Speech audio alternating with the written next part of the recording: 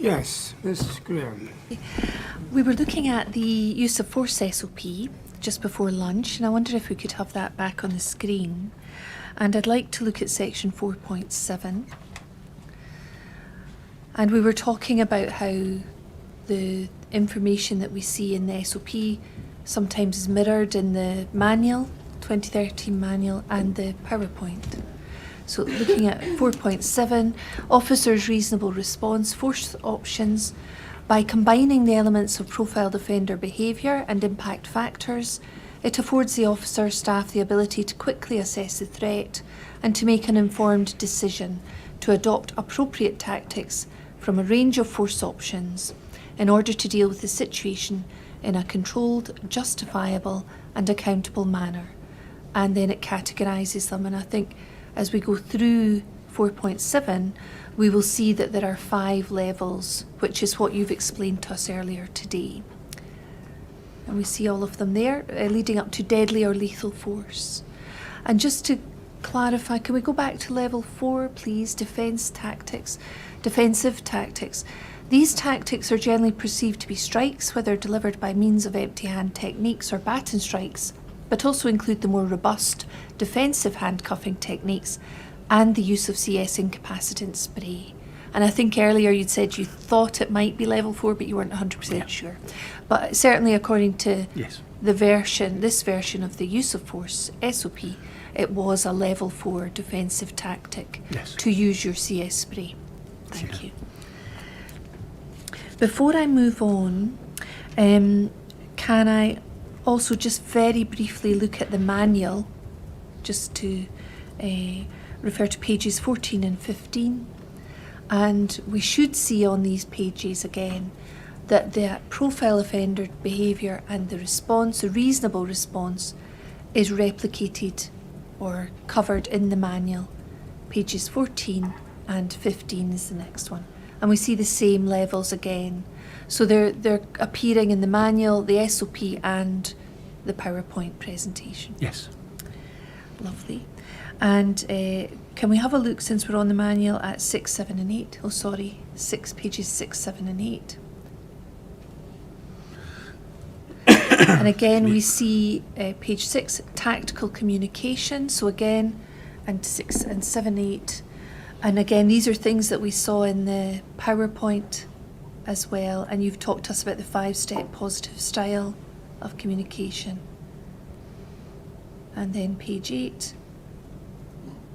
5 occasions when tactical communications may fail. And you briefly touched on that as well. Thank you. There's one other thing I'd like to ask you about before I move on. There's a mnemonic that we've heard of called PLANE. Yes. Can you tell us what that is? PLANE is basically, the criteria for the use of force based on ECHR. And it stands for proportionate, legal, accountable, absolutely necessary and ethical. And that's the framework that use of force should be used within. So that's really saying what you said earlier when we looked at the justifications, but there's a phrase or a word that helps officers to remember the different elements. That's correct. And that's PLANE. Yes. Thank you. Can I move on to first aid training? We mentioned that at the very start this morning. You talked about when you had yours. Can we look at paragraph 47 of your inquiry statement, please? We're going to look at 47 and 48.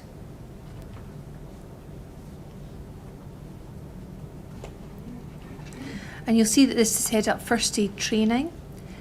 And I'm asked about the first aid training which was provided in 2014, 2015. And the student officers at Tullyallen were given Scottish Police Emergency Life Support Training Package. And that is shortened to SPELLS. So if we've heard anyone talk about SPELLS, it's the first aid training package that they're talking about. When was SPELLS training introduced? Again, that depends on what legacy force you came from. As I say, my legacy force was Strathclyde. I remember we had SPELLS training for many years, so I couldn't exactly tell you when it was first introduced, and I can't speak to as to when other legacy forces introduced their own training. What I do know, I think, when I started at the Scottish Police College in 2012, all officers received their initial spells training at Tullyallen, and as I say, depending on what legacy force you went back to, in Strathclyde you would receive annual, it was an e-learning package you had to complete before your annual OST recertification. As to what the other forces did, I couldn't comment. So just to check I've understood that correctly, 2012 is before you become Police Scotland, so Yes. it's still all the individual forces Yes. at that time. And that's when there was all officers had to do spells training, basic spells training. At the Scottish, when they came for their probationer training, yes. Oh, it was probationers would come and get the first aid training. Yes, so probationers from all over Scotland, regardless of what force they were part of, would come to Scottish Police College at Tullyallen to receive their basic training. Thank you. So it's not all police officers, it was the probationers, effectively, students. Yes. Thank you. And when they came to be recertified, and that would include officers of many years' experience, That's correct. would they then be given other spells training, other first aid training? Again, it really depended on what the legacy force programme entailed. I can't speak for what happened in other legacy force areas. So in Tullyallen since 2012, all new officers have been getting spells training, Yes. and that's as far as you can see. At that time, yes.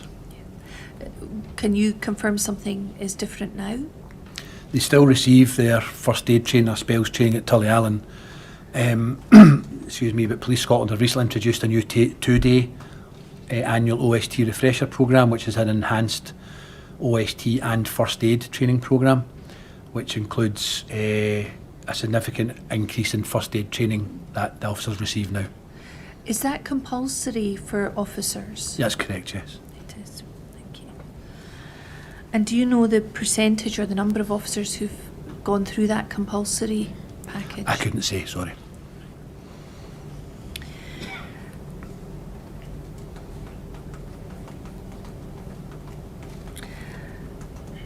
Can I ask you about training in relation to the area control room? Is there any training at all given to officers, either probationers or students or experienced officers, about the workings of the ACR? It's not something I could comment on. It's not in my area of business, sorry. It's not something you've been involved in at all? When I was a probationer training sergeant at Tullyallen, the probationers did get an input called airwave training, which was, the basic operation of their airwave terminals. That's their radios. The radios, as I yes. understand The language and terminology to be used, how to use them. As far as the workings of the ACR, I couldn't say if that was included or not. Sorry. it. No, that's not a problem. Can I ask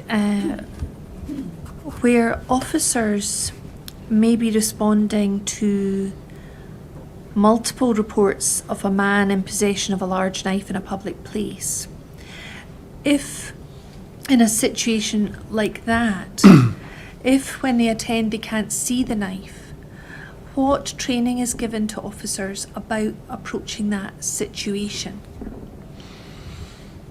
So the information intelligence that those officers received either en route, so they would form a risk assessment based on that, or they should have formed a risk assessment based on that, and that risk assessment would then inform what their options would be. So that would take in all the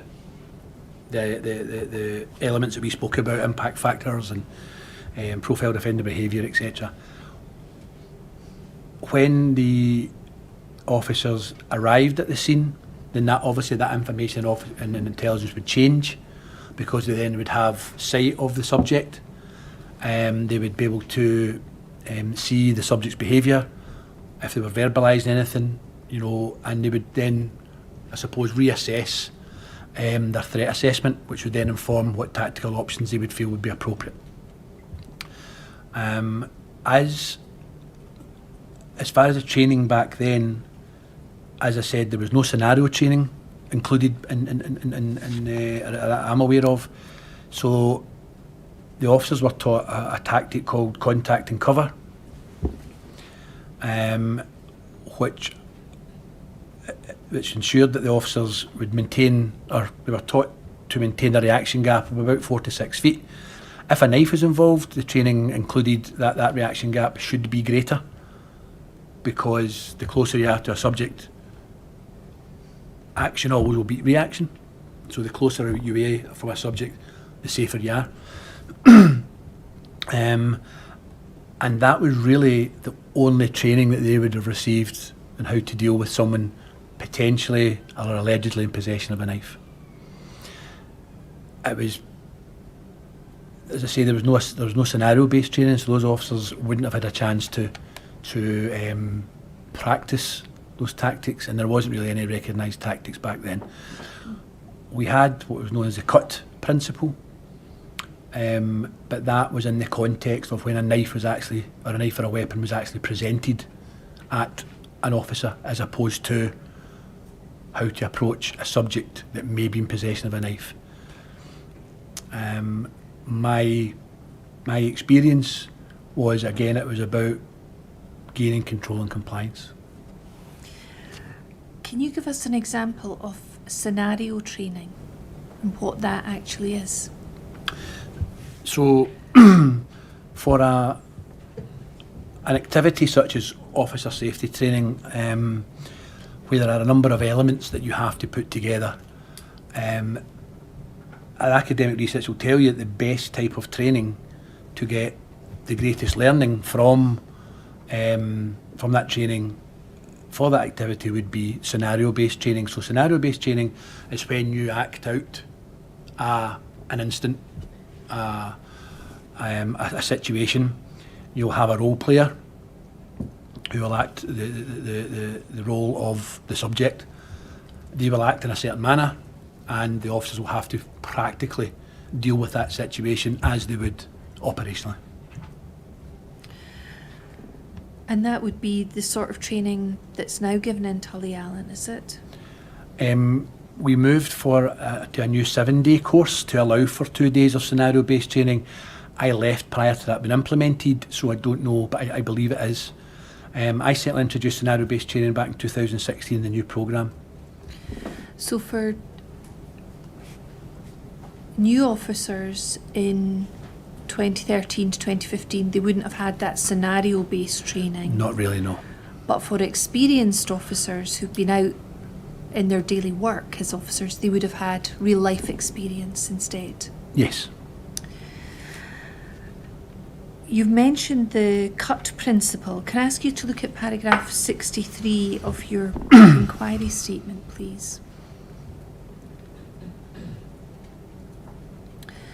And here you're talking about training in relation to knife incidents and what training was available in 2014-2015 on responding to a person in possession of a knife. And you've said that we used to train officers, and there's a variation of it now, in what we call the cut principle. We may have heard about this already. Can you give us a reminder of what the cut principle is?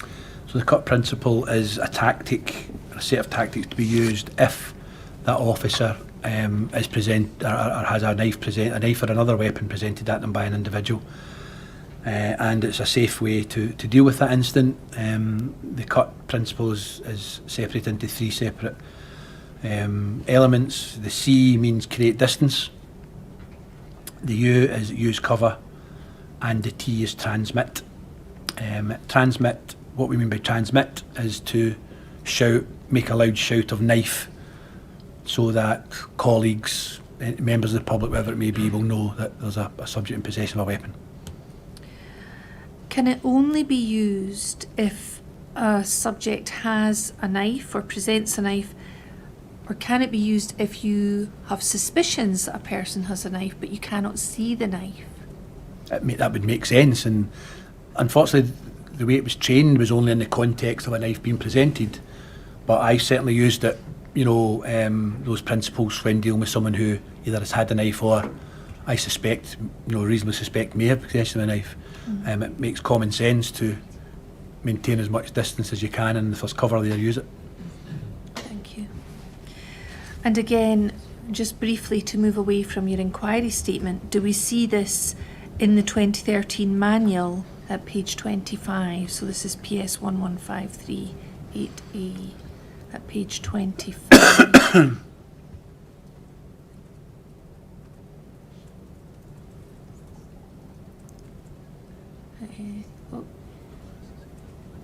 I think that's it.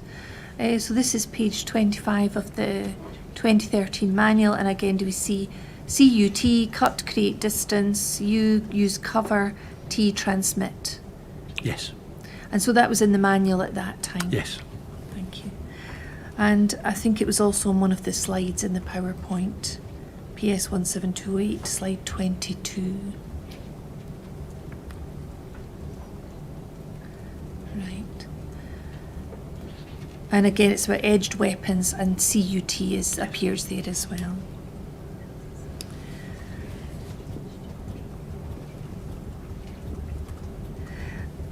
You say it, can we go back to your inquiry statement, please? You said at paragraph 64, it is now cut with an extra T. Tell us what that difference is. Thank you. So when I reviewed the programme and spoke to officers, spoke to instructors, I would ask them, well, once you've once you've, I suppose, carried out the T, what do you do then? And I suppose I've kind of bemused responses, well, we'll do this or we'll do that.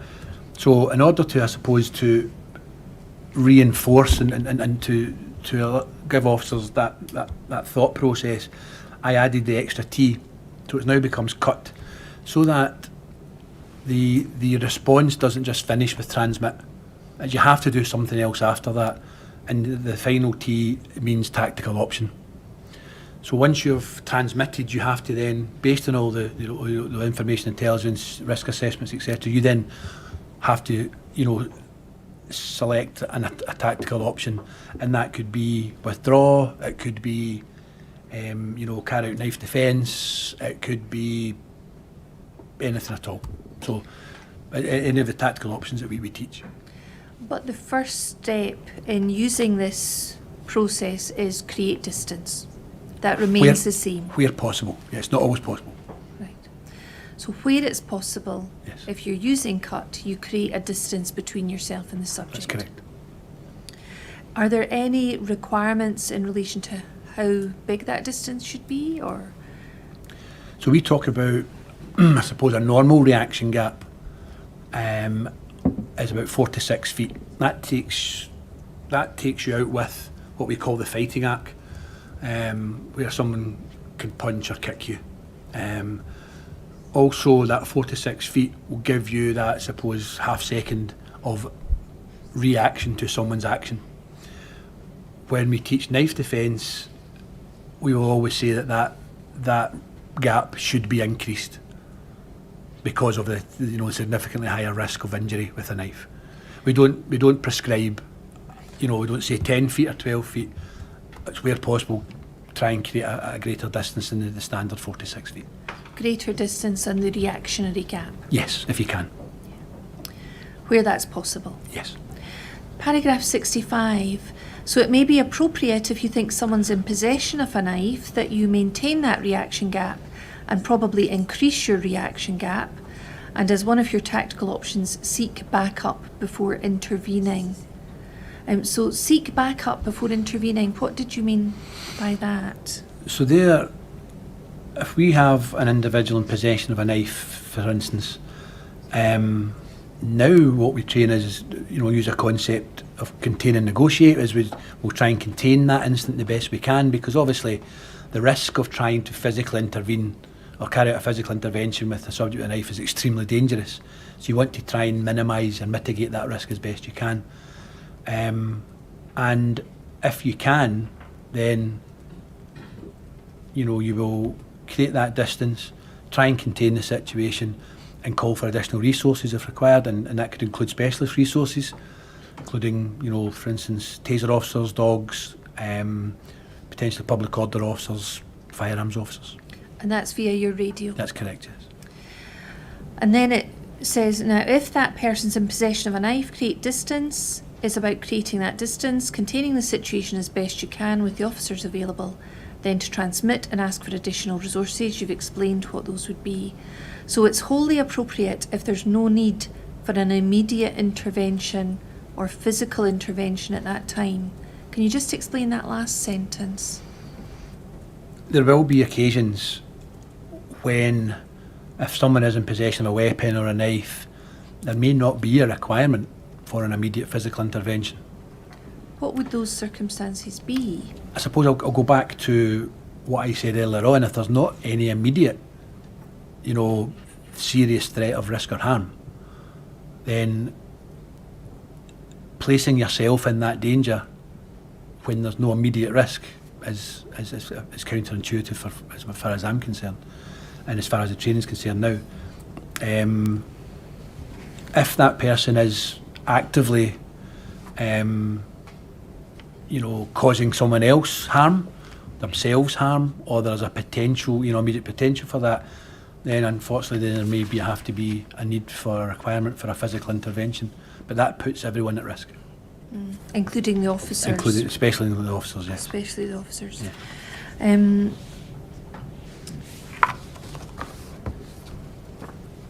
And so, am I right in saying the C part, keeping your distance in that situation you've described, is something that you would prioritise, unless there was an immediate need to get physically involved? Yes, absolutely. For me, creating distance is your friend when it comes to dealing with weapons. But as I say, this tactic was specifically aimed at, you know, if a knife was, but that's how it was taught, and I suppose that's how the officers would perceive it. But again, it's going back to that each individual officer may perceive that situation to be totally different. Going back to the training ethos at the time, it wouldn't surprise me if officers, you know, went in and tried to physically control that situation, or a situation. Can I ask you, in 2013 to 2015, you've talked about officers seeking backup before intervening. Were officers taught that that was an option for them, to seek backup or to seek additional resources? I would suggest absolutely, yes. Yeah. And does that remain the position? Yes. Yeah. So if they feel they need that backup or think it would be wise, that is an option for them to call for that on their radio? Absolutely, yes. Yeah. Are they encouraged to do that, or discouraged to do it, or? I would never say they'd be discouraged to do it. I mean, I couldn't pinpoint any specific area of training that says no call for backup. But to me, I think it's a common sense approach that is threaded through most police training. You know, that if you can't deal with a situation, or you don't feel you can, or there's other specialist resources out there who could deal with it more safely, then absolutely. It's something I've always done, and I think officers, I think it's common practice for officers, absolutely. Are officers encouraged through this training not to put themselves and their own lives at risk? There will always be occasions when a police officer has to, you know, put the safety of others before their own safety. And there will always be occasions when police officers have to intervene physically, and it will put them at great risk.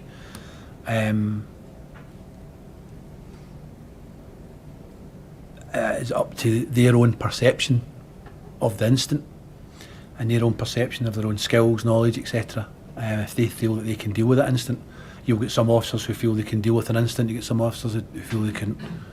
But I don't know, there's no specific training that says you will never ever, you know, put your own safety at risk.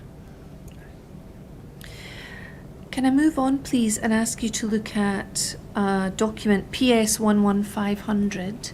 This is a memorandum on the operational discharge of CS incapacitant spray, and it's from the 1st of April 2013, so actually the date that Police Scotland amalgamated. And as we go down the page, we'll see Police Investigations and Review Commissioner, so that's come from the PERC, operational discharge of CS incapacitant spray. From the 1st of April 2013, there is a legal requirement for the Police Service, the Scottish Police Authority and PERC to ensure compliance with certain statutory provisions that are detailed there. This means that on every occasion where CS incapacitant spray is discharged operationally, there is a legal requirement to record the incident and report onwards to PERC within 24 hours. And there's mention of a form, a force form, and it says it will be available on the intranet force forms site from the 1st of April 2013 and must, in bold capitals, be submitted as soon as is reasonably practical after the incident and no later than the end of the discharging officer's tour of duty. And if the officer is unavailable, then a supervisor must arrange its completion. And then there were other instructions in relation to the forms. I'm interested in whether there was any training given to officers after this instruction about accessing the forms, completing the forms, and getting them in the right place. I was at the Scottish Police College at the time. The Police Scotland was created. As far as this sat within OST training, and there was information given to the probationary officers at the time about the completion of this form. As to what was included in for the operational officers at division, I would imagine that this, as normally happens, this memo would go into the force intranet, to the force forms, and it would be for each local policing commander to ensure that their own staff are cited and are made aware of this requirement. Just to be clear then, from the 1st of April 2013 up to May 2015, probationers, student officers at Tullyallen were given some training or some instruction about the use of these forms. I'm sure that it was included in the OST theory part. I'm sure it was. And for officers who weren't doing their probation at that time, or weren't student officers at that time, maybe more experienced officers, a local commander should have brought that to their attention. That's normally the memo will go on to the force intranet, and it's for each local policing commander to ensure that their officers are made aware of it. And when you say a local commander, have you any idea who that would be in a particular police office? Well, the local policing commander being a divisional commander, because I believe the memos are sent to each individual divisional commander, who would then proliferate it down to distribute it. Yes, to the officers. So each division would have a different process for that. Divisional coordination units to the local area commanders. I don't know exactly the process at each division. So even after the 1st of April 2013, it would be divisional commanders who would, in individual areas, that would disseminate that information. Yeah, I believe it's their responsibility to make sure all officers under their command receive this information, yes. Thank you. As far as you're aware, during that period between 2013 and 2015, were there different practices followed in different areas about the completion of forms? I can only speak for when I moved down to take the national coordination, but when I moved down, yes, there was a consistent approach by that time. When was that? I think it was October 2014. But I believe that the job that I took over, which was the Officer Safety Training Unit for West Command, was given the national responsibility for the collation of these forms. So any time a CS incapacitant spray was discharged, then officers were directed to forward the completed forms to Officer Safety Training Local Policing West, who would then transmit that onto the PERC. So all of the completed use of spray forms would come to the West area, be gathered and then sent on to PERC?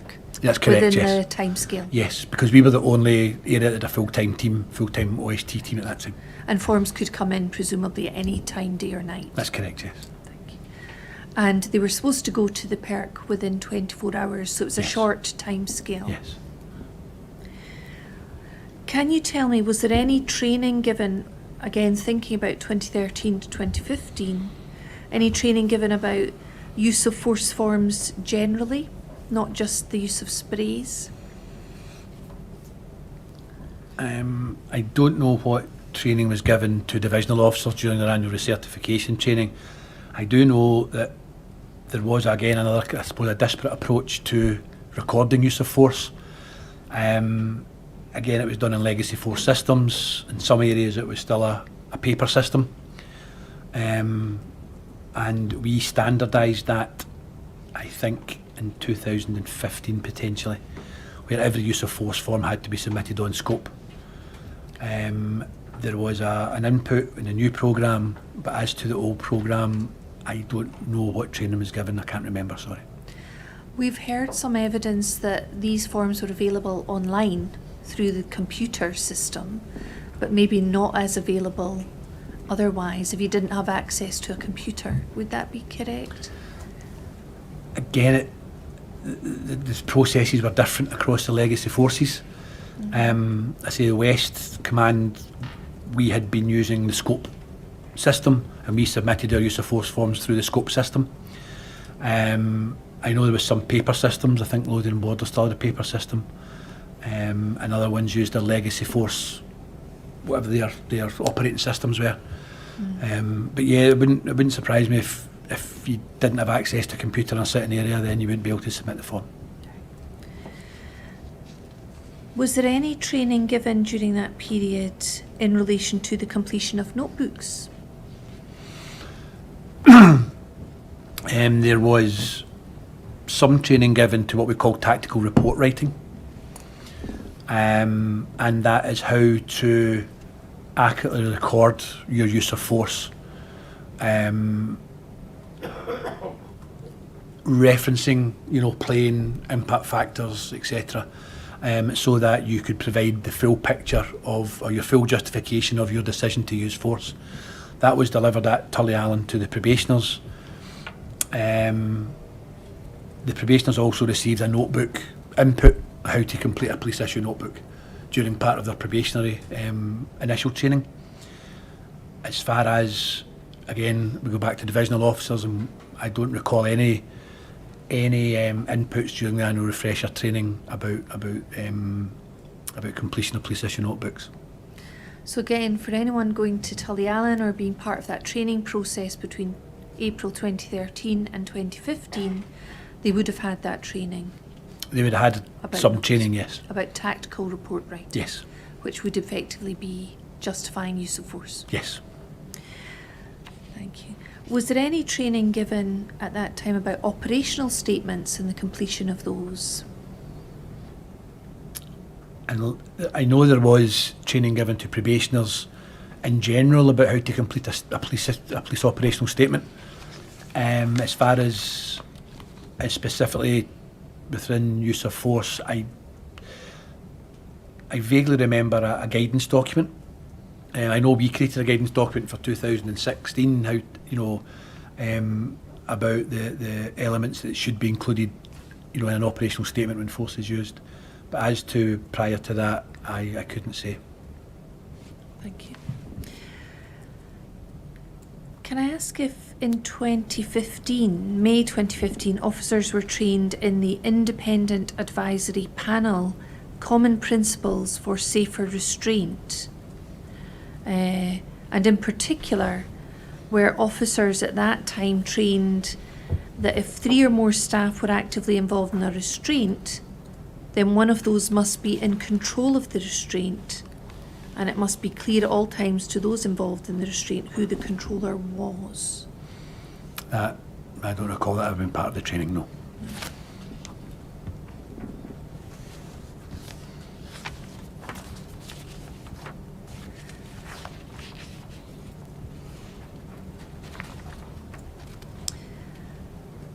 I'd like to ask you some questions about training in relation to diversity and race, or equality and diversity. Was there any such training given to students, probationers between 2013 and 2015?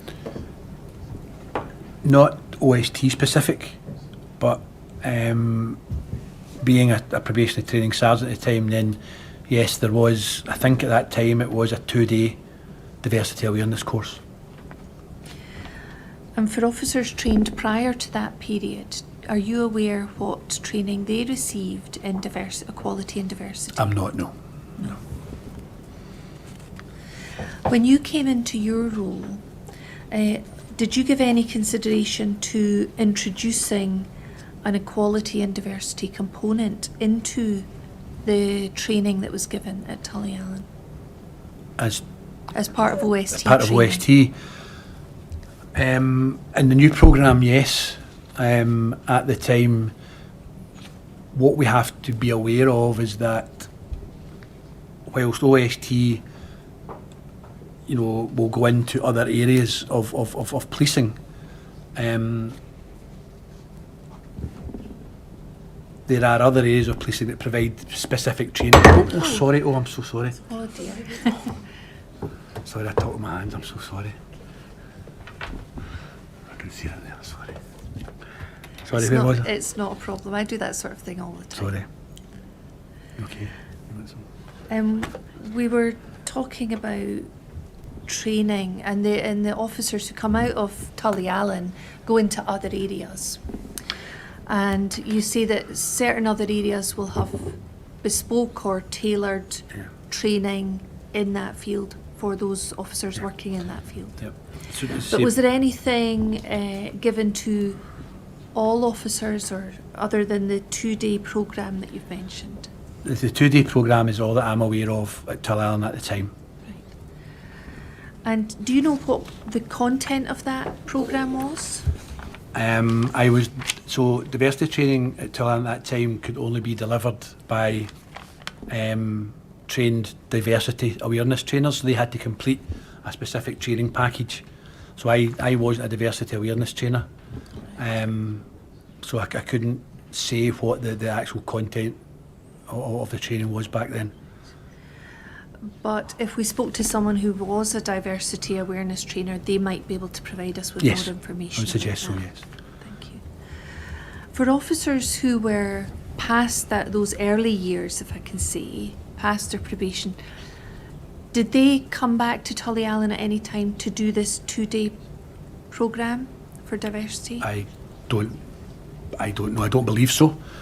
No. It was part of the initial probationary training programme, so I would doubt it very much.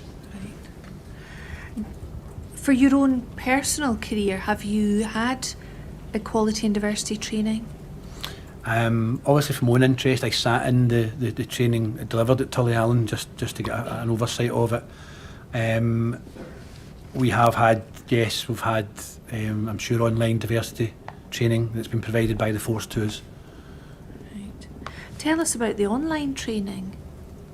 I'm sorry, I couldn't tell you exactly what was included in it. When was it? Again, I couldn't tell you, sorry. Did it last for a while? Was it a short training programme? Do you have any recollection of the duration?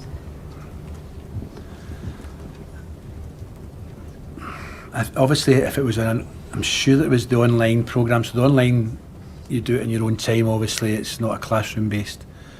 As far as the length of time and the content, I'm sorry, I couldn't say. No, not at all. Do you remember if that was compulsory or optional? I would imagine it would be compulsory.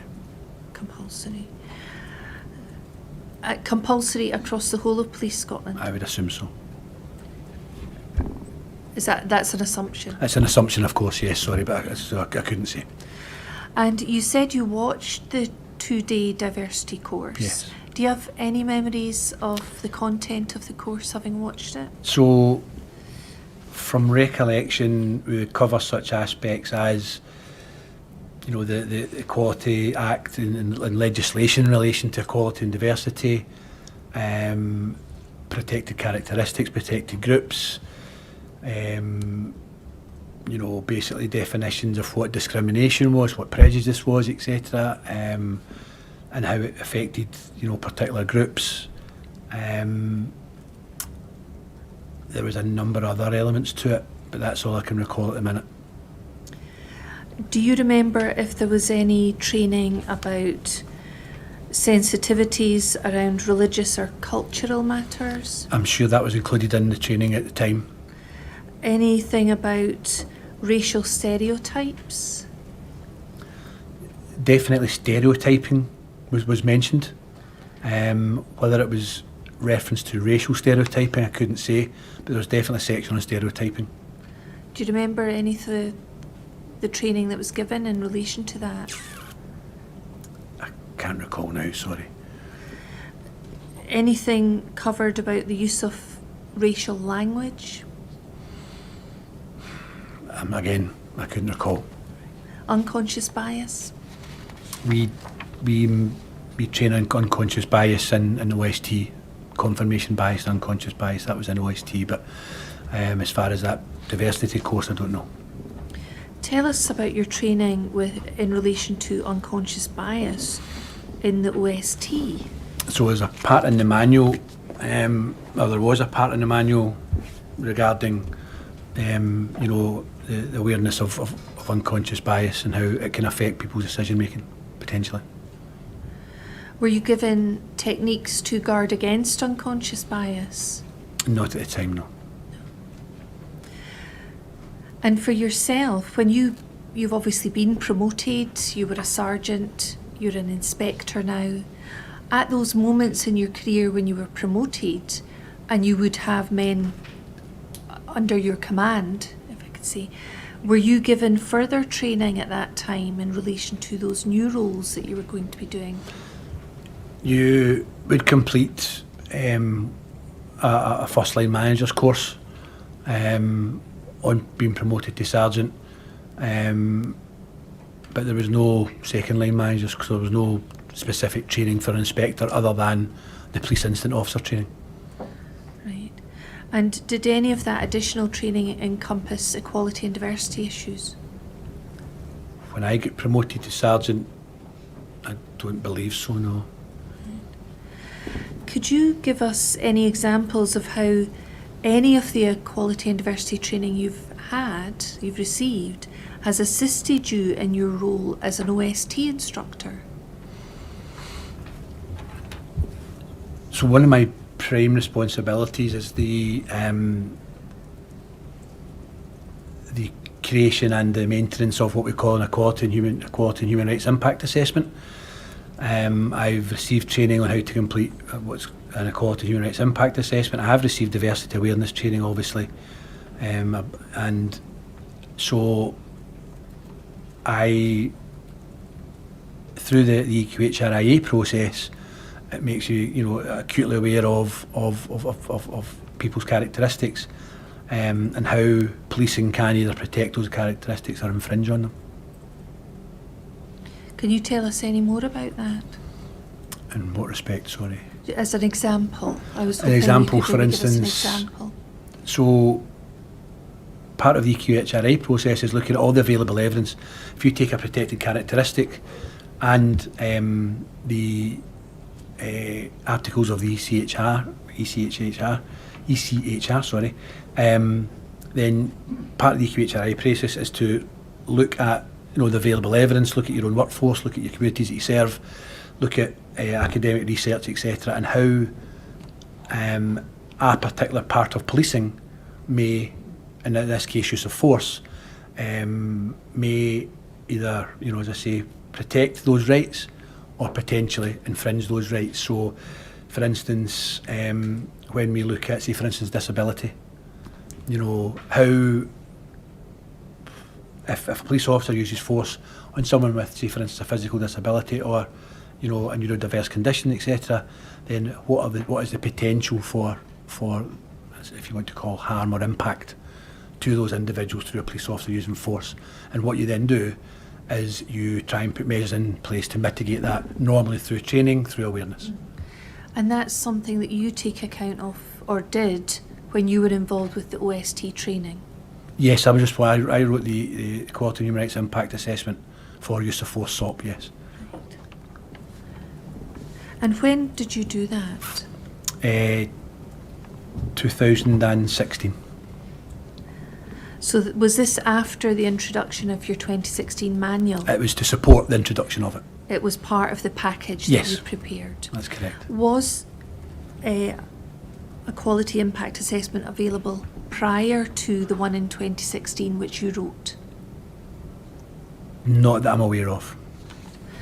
And in relation to people who may be black or their ethnicity is such that, can you explain to us how you, in doing this impact assessment, how you incorporated that protected characteristic into the OST training?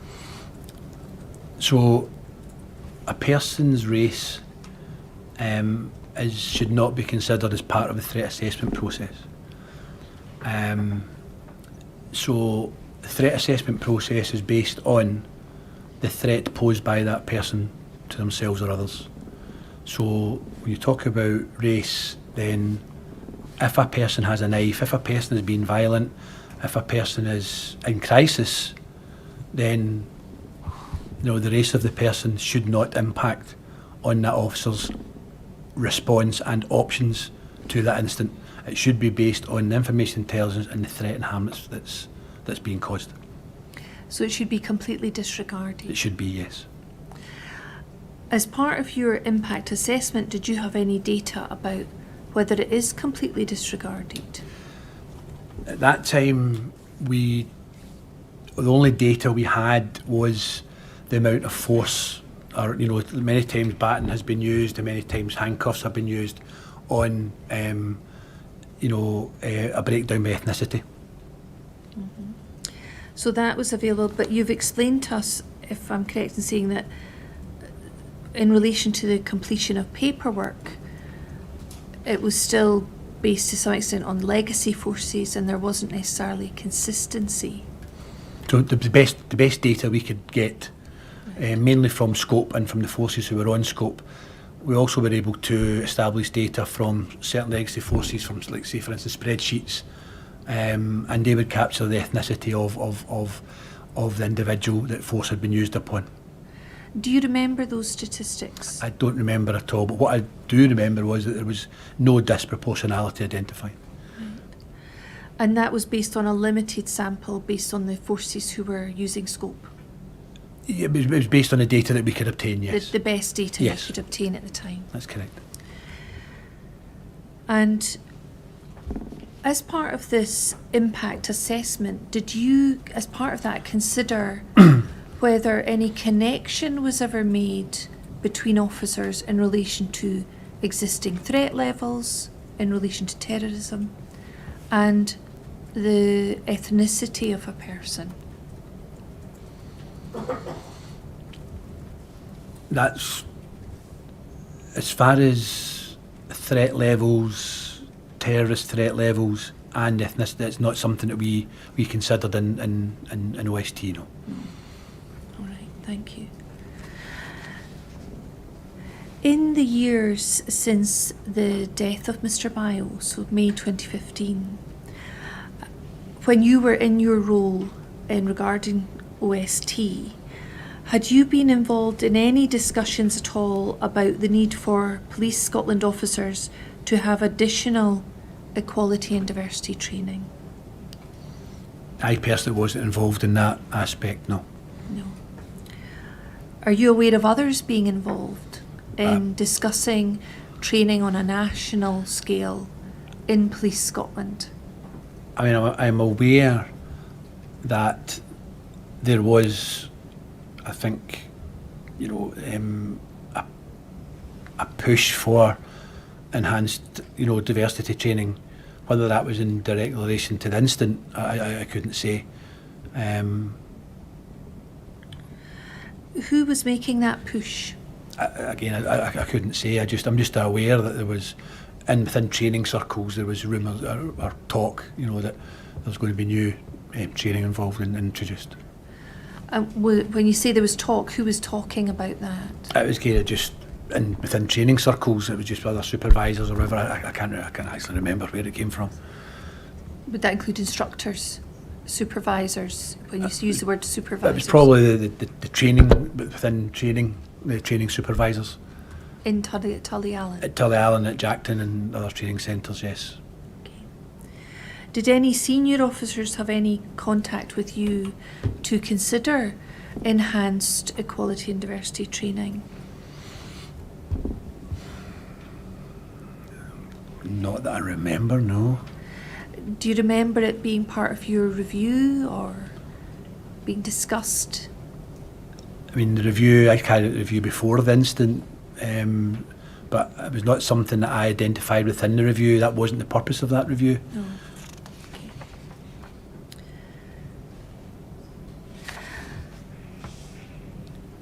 Have you ever worked in Kirkcaldy Police Office? No. No, thank you.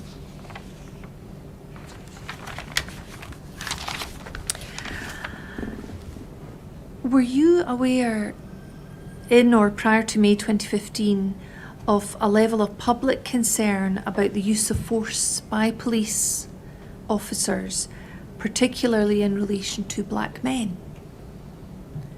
Not in Scotland, no. Were you aware of public concern in England Yes, and maybe abroad, America? absolutely, yes. Yes. So that was something that was on your radar. Yes, I worked closely with American officers. Did you? Yeah. Tell us about that, please. I delivered presentations to a group of American officers who attended at Tullyallen. And as a result of that, I was invited back to the US on another 3 occasions to assist the Police Executive Research Forum, which is, I suppose, a policing think tank in the US, to look at how they can improve de-escalation skills for US policing, how they can improve communication tactics, and hopefully, reduce the amount of police-involved shootings that was occurring in the US. So this is called the Police Executive Resources Forum. Police Executive Research Forum. Oh, research, sorry. Yes. Where do the American officers come from that are members of this forum? They come from any police organisation, department in the US. Right across Yeah, the it's, US. Police Executive Research Forum is mainly for senior managers, Right. police chiefs and senior managers now in the US. And you were there in your role as OST. Yes. And can you tell us if there was ever any discussion or planning in relation to learning lessons from the experiences of other police forces around the world or in England and Wales, and bringing that experience and learning to Scotland? Absolutely. I made contact with colleagues in a number of different countries to look at, what practice they were or what was best practice, specifically around about conflict management, enhanced de-escalation skills, crisis intervention skills. I collaborated with colleagues from Australia, Northern Europe, America, Canada,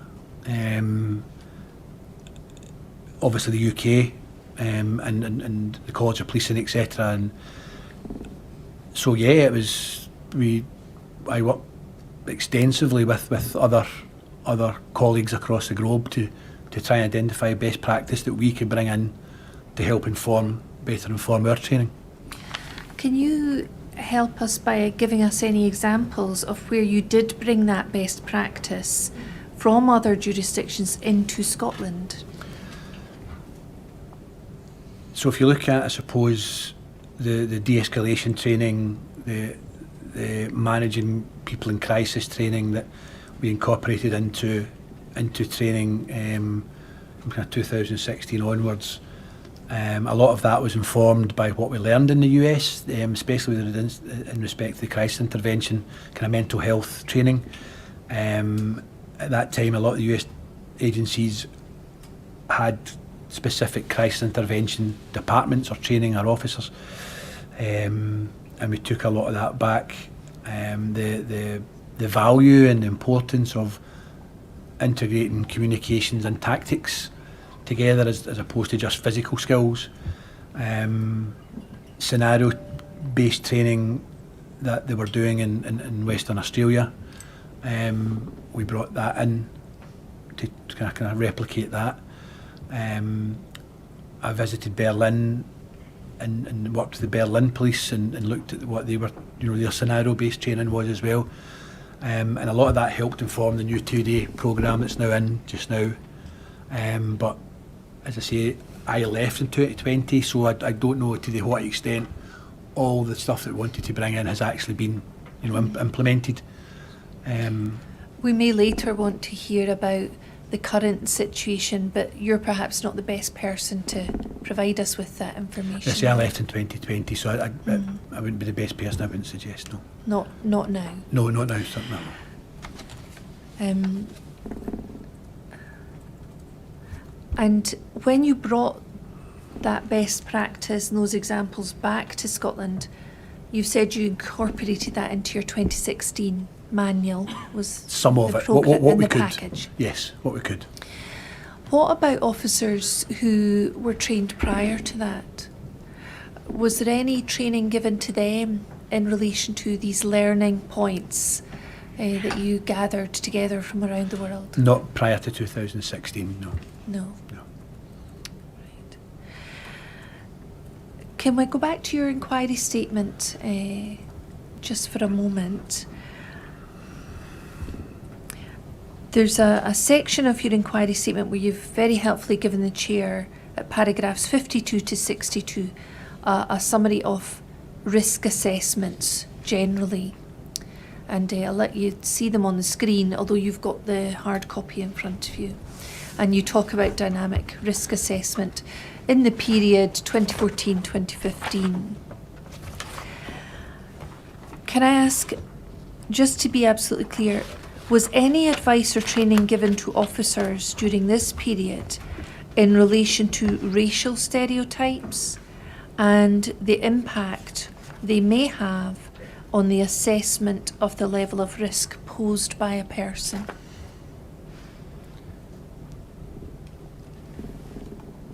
There was no specific training on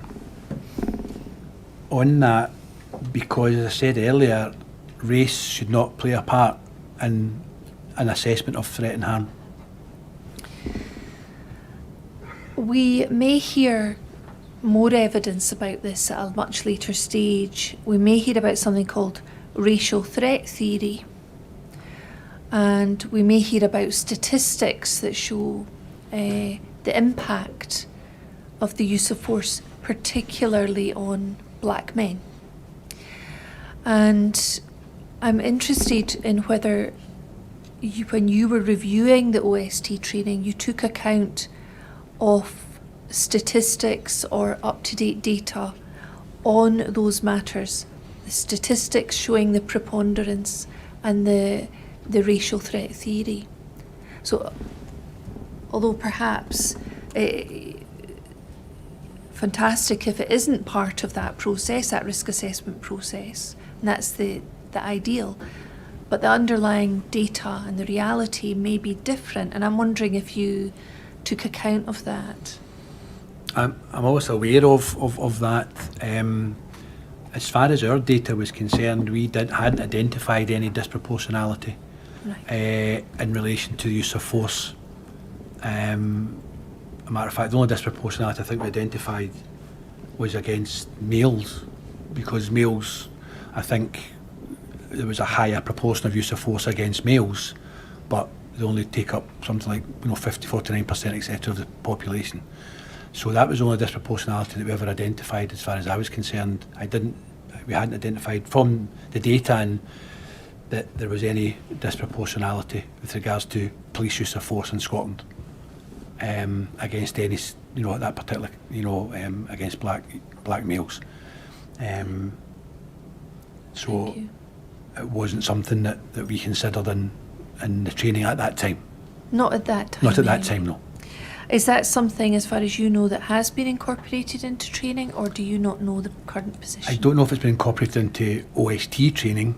I don't know it may have been incorporated into other elements of police training, but I'm not sure. Thank you. And were officers in that period, 2013 to 2015, given any training about individuals from different countries with different experiences of the police? Were they ever given training about different reactions that they might come across to the use of police commands or warnings or the use of force? Was that part of the training at all, OST? No, we did talk about, obviously, barriers to communication. Mm-hmm. One of the main barriers to communication obviously being language. And if someone's English is not their first language, that's a potential barrier. But no, we didn't cover what you described there, no. What training did you give officers on how to deal with that communication barrier where somebody, maybe English wasn't their first language? As far as OST specific, we just identified it as a barrier to communication. So we didn't provide any specific training in relation to how you could overcome that barrier. I think it's just part of policing. It's part of that common sense approach. The officers would use their own, knowledge and skills, etc., to overcome that barrier. Now, we've heard some evidence of two examples. One that holding up your hand like that is a sort of universally recognised sign or symbol to stop. So, yes. We've also heard evidence that translators or interpreters are actually very easy to get hold of through your radio. Is that correct? Yes. Yeah. Any other examples you can think of? I mean, you can use other members of the public. You may have colleagues who, Right. who speak another language or may speak that particular language. As I say, other members of the public, family members, whatever it may be, you could potentially use in that situation. So be thinking about what other resources might be available Yes. to you. Could you give me one moment, please? Okay, I'm so sorry. Thank you so much, Inspector Young. Okay, thank you. Thank you. I've completed my examination. Thank you. Inspector Young, could I ask you about one matter that you were asked about? You were asked whether in May 2015 officers were trained in the Independent Advisory Panel Common Principles for Safer Restraint, and then in particular whether they were trained that if 3 or more staff were actively involved in a restraint, then one of those must be in control. And you indicated that you didn't recall that ever being part of training. Are you familiar with the Independent Advisory Panel Common Principles for Safer Restraint? In theory, sir, yes, I've heard of it. I don't believe it. I believe it's an English and Welsh panel, in my understanding. But it's not something I don't believe, sir, that we incorporated into our training back then. Leaving aside then the provenance of the advice, in your training, were officers trained that in a restraint involving 3 or more, that one person should be in control? I don't think that was part of the manual, sir. It may have been trained locally. So you may have had individual instructors who would train that. we now incorporate that, what we call a safety officer. That's what I was going to ask you next. Yes. The concept of a safety officer, is that different from the concept of a controller? No. Or is it the same It's the person? same thing, sir. And what would be the function of the safety officer? So the main function of the safety officer is to place himself at the head of the individual who's been restrained on the ground, to monitor their colour, to monitor their breathing, to maintain observations on where the other officers are placing their bodies in relation to restraint, and to be that controlling person with regards to the restraint itself. So that would be taught in current training, but was not part of the 2013 manual, is that correct? Yeah, that's correct, sir, yes. I see. Thank you. Now, are there any Rule 9 applications at this stage? Ms. Mitchell. Inspector, I wonder if you would withdraw to the witness room Yes, while sir. I hear a submission.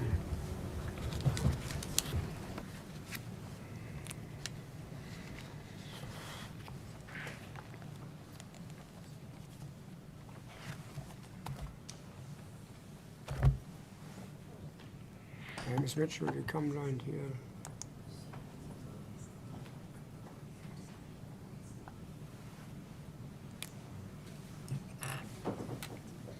Yes, Ms. Mitchell. Yes, my lord, I'm obliged to my learned friend, and there's only one issue arising which comes as a result of specific questioning that was put.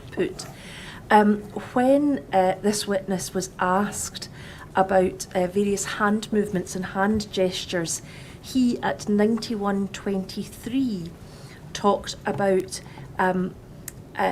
signs of indicating that someone's ready to assault or attack another person, and counsel to the inquiry asked the question, would this include someone clenching their fists? He says yes, and then he's asked, would it include someone holding their palms outwards? And the witness responds, so normally holding their palms outwards is classed as a warning sign, because that is when the person is trying to make themselves bigger. Now, what I take from that, in fact, is instead of just meaning moving the palms outwards, he's talking about putting the palms outwards, that he's trying to make himself bigger. I just want to clarify that with the witness, because rather than being a sign of aggression, in the training manual, which I am hoping for the purposes of demonstration is PS 10938, page 14.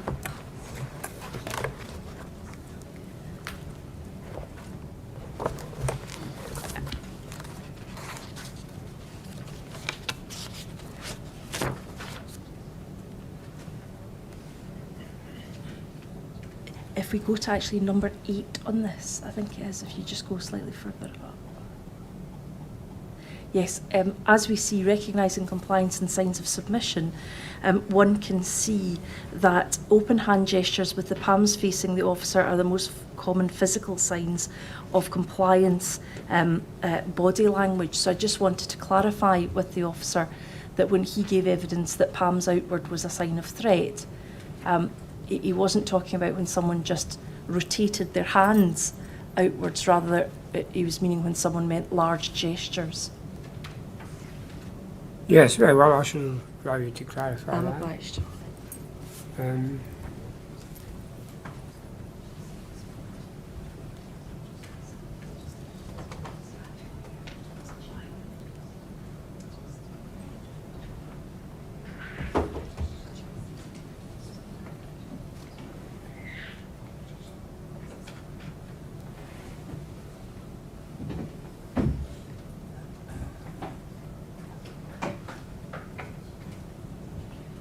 Now, we can have the witness back, please.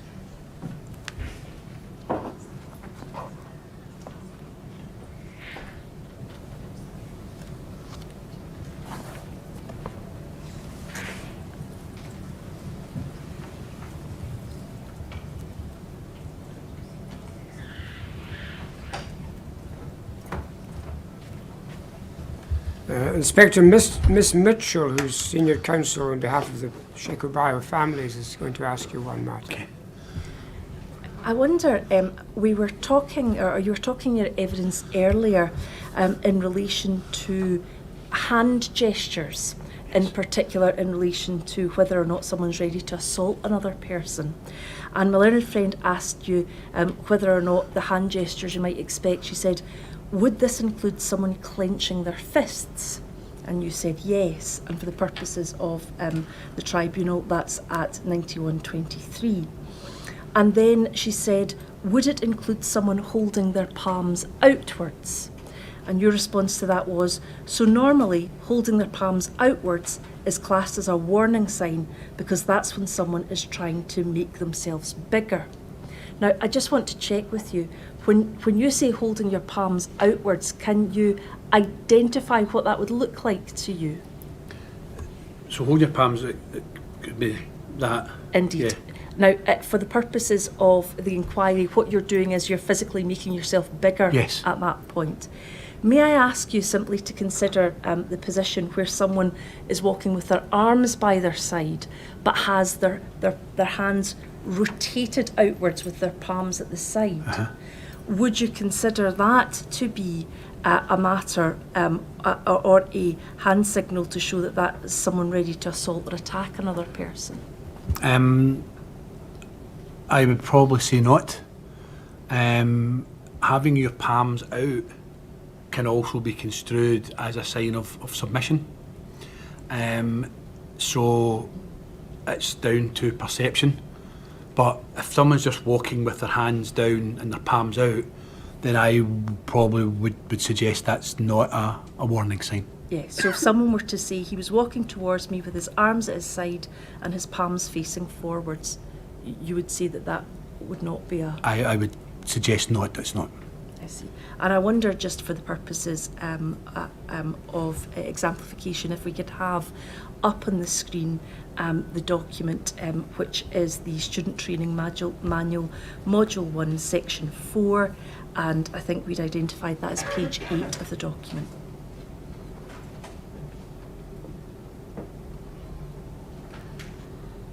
So this is a document obviously you're very well acquainted with.